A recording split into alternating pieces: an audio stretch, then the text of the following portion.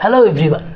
तो ये वीडियो में हम एक नया क्वेश्चन को सॉल्व करने वाले हैं। देखिए ये है वो क्वेश्चन। तो चलिए पहले क्वेश्चन को थोड़ा पढ़ के समझ लेते हैं।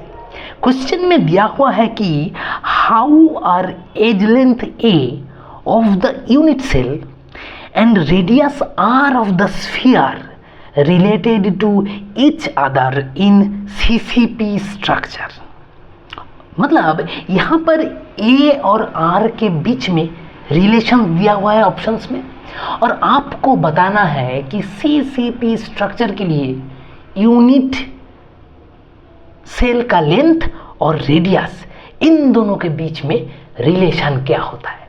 बहुत ही बेसिक क्वेश्चन है ना, ये बहुत ही बेसिक क्वेश्चन है। तो हमें कैसे सोचना पड़ेगा?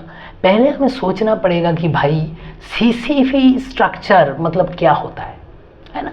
सीसीपी स्ट्रक्चर बहुत ही इंटरेस्टिंग है। सीसीपी मतलब क्या बताइए?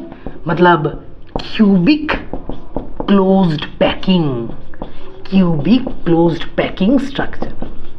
अब ये स्ट्रक्चर के बारे में हम क्या जानते हैं वो आइडिया हमें यूज करना पड़ेगा। हम जानते हैं कि क्यूबिक क्लोज्ड पैकिंग में कैसा होता है देखने में, मॉलिक्यूल्स कैसे रहता है मॉलिक्यूल्स। क्यूबिक क्लोज स्ट्रक्चर में 3 लेयर्स होता है ना। 3 अलग अलग लेयर्स होता है। मान लीजिए पहले ए, then be layer, then C layer, then फिर से ये जो पहला वाला 3 लेयर है ये फिर से रिपीट होता है, फिर से ए बी सी लेयर, फिर से ए बी सी लेयर। ठीक इस तरह होता है हमारा सीसीपी स्ट्रक्चर। तो 3 डिफरेंस लेयर होता है वहाँ पर।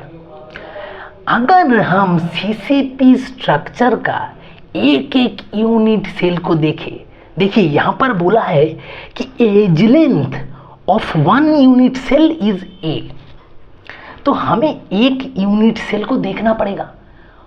मान लीजिए कि ये जो हम यहाँ पर स्क्वायर बनाया है, स्क्वायर है, it is a square and it is a unit cell of CCP structure।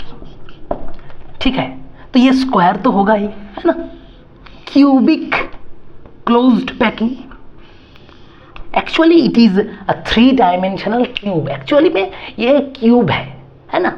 ये एक एक्चुअल में ये क्यूब है, ऐसा, ये ऐसा एक क्यूब है एक्चुअल में। लेकिन हम क्या कर रहे हैं, हमसे सिर्फ मतलब है एज लेंथ। तो हम एक साइड से ये क्यूब को देख रहे हैं। तो अगर हम साइड से कोई क्यूब को देखेंगे तो कैसा लगेगा? साइड से कोई भी क्यूब स्क्वायर जैसा लगेगा। तो इसलिए मैंने एक स्क्वायर बनाया है। ठीक है, ये एक्चुअल में यूनिट सेल होता है क्यूबिक। तो साइड से हम इस क्यूब को देख रहे हैं तो एक स्क्वायर लग रहा है। तो इस स्क्वायर में अब हमें क्या बोला गया है कि ए इज द एज लेंथ। तो ये हो गया हमारा ए, ये भी होगा हमारा ए, क्योंकि हमें पता है कि क्यूब का जो 4 लेंथ है, क्यूब का मतलब स्क्वायर का जो 4 लेंथ्स होता है साइड का, स्क्वायर का जो एज लेंथ होता है वो 4 तरफ इक्वल होता है। All 4 sides are equal in length. अब देखिए, अब हमें देखना है कि ये जो यूनिट सेल में सीसीपी का मॉलिक्यूल रहेगा वो कैसा रहेगा।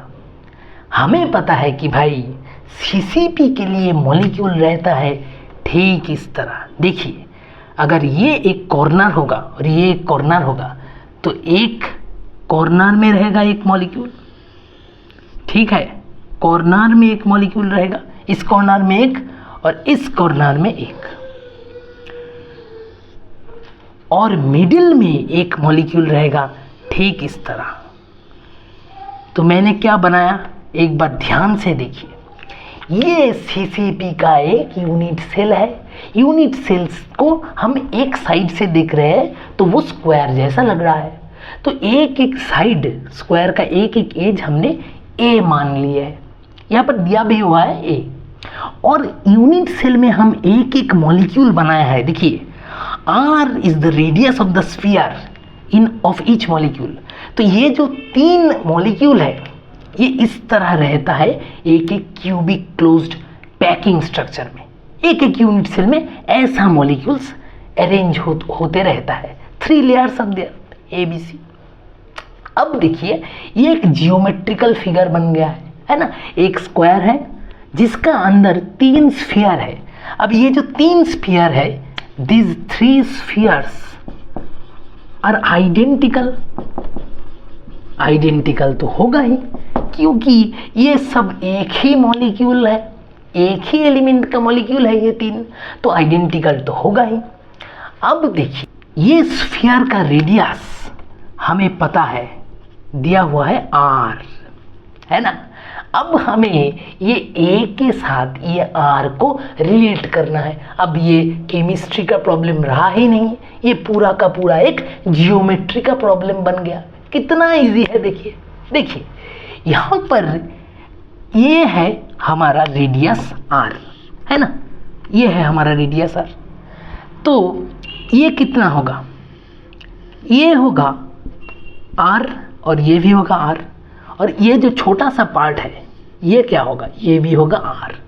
तो हमें क्या मिला देखिए जियोमेट्री से, हमें मिल गया है भाई कि ये जो डायगोनल है ये क्या है, ये डायगोनल है ना। ये इस स्क्वायर, ये यूनिट सेल जो स्क्वायर है ये यूनिट सेल का डायगोनल है। सो डायगोनल हमें मिल चुका है।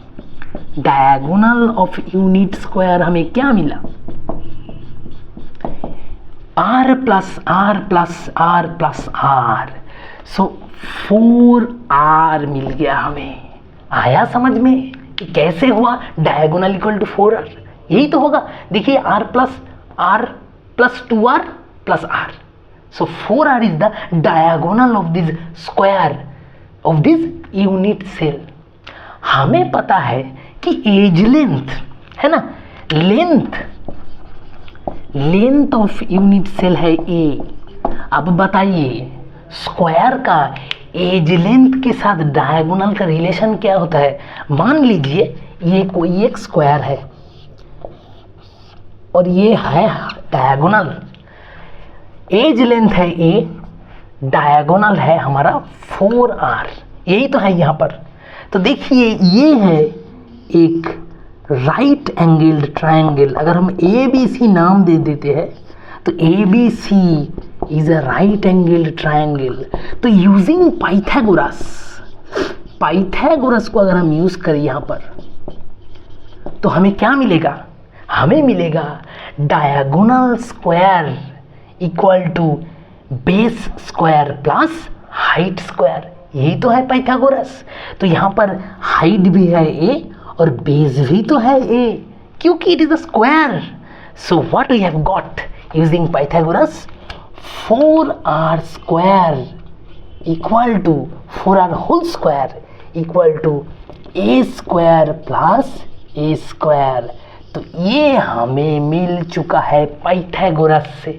आया समझ में, 4R whole square equal to A square plus A square. अब इससे हम क्या मिलेगा, इससे हमें मिलेगा 2A square equal to 16R square. अब अगर हम दो साइड पे स्क्वायर रूट कर दिए तो आता है root over 2A equal to 4R। आया। अब हम क्या करेंगे देखिए, अब हम देखेंगे ऑप्शंस में एक साइड पे A है तो A को हम एक साइड पे लाएंगे। तो A को हम अगर इस साइड पे लाते हैं तो क्या होता है, 4R बाई रूट 2, है ना। अब ऑप्शन में देखिए कहाँ पर भी 4R बाई रूट 2 है ही नहीं, तो हमें इसे कुछ और तरीके से लिखना पड़ेगा। ये जो 4 है उसे हम लिखते हैं इस तरह, 2 into 2 into R by root 2। अब देखिए ये जो दोनों 2 है इसमें एक 2 को हम ऐसे लिखेंगे, रूट 2 इंटू 2R। नीचे तो रूट 2 ही था। आया समझ में ये कैसे लिखा हम, देखिए 4 को पहले 2 इंटू 2 लिख दिए, उसके बाद एक 2 को लेके हम रूट 2 इंटू रूट 2 लिख दिए। अब देखिए क्या होता है, अब नीचे वाला रूट और ऊपर वाला एक √2 कट जाएगा और हमें मिल जाएगा a इक्वल टू 2√2 r। हमें मिल गया a equal to 2√2 into r। तो अब चलिए ऑप्शन में देखते हैं। देखिए ऑप्शन में ऑप्शन 2 को देखिए, a equal to 2√2 into r। तो हमें हमारा आंसर मिल चुका है, option 2 is the right answer. तो ये वाला क्वेश्चन हम इस तरह से सॉल्व करेंगे। ये बेसिकली एक ज्योमेट्री का प्रॉब्लम था, केमिस्ट्री इसमें थोड़ा बहुत था। हमें सिर्फ जानना था कि सीसीपी स्ट्रक्चर की यूनिट सेल में मॉलिक्यूल कैसे रहता है ना। ये बस हमें जानना था कि 3 मॉलिक्यूल रहता है और ये डायगोनली रहता है और 4r होता है उस यूनिट सेल का डायगोनल का लेंथ। तो बस ये आइडिया से हम ये क्वेश्चन को सॉल्व कर चुके। So hope you have understood the question very well. So thank you all.